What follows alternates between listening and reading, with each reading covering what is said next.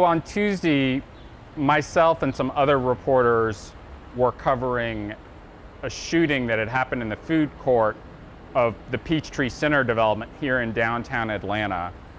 And we were standing on this corner and we met a man who said his name was Joseph Grier. Mr. Grier said he had come downtown to use the bank that is here on this corner and began to tell us his account of the shooting. But he was very rambling and very hard to follow and was jumping around a lot. And he said at one point that he had bipolar disorder and had been off his medication. Mr. Grier strangely made a point of telling us he did not have a gun and even pulled out a box cutter from his pocket to show us that he had a weapon but not a gun. He told us that he had been in prison and recited his inmate number from when he was in the Georgia State prison system, as well as gave a shout out to his probation officer. What we did not know at that point was that Mr. Grier was going to walk several blocks away and board a Gwinnett County Transit bus and hijack it.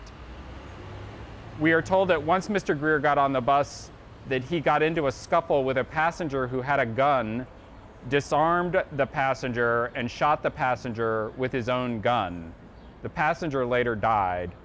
Mr. Grier then forced the bus driver to take the bus on a very long journey across multiple metro Atlanta area counties, where ramming into passenger vehicles and police vehicles until it finally pulled off the road in suburban DeKalb County, and police were able to arrest Mr. Grier.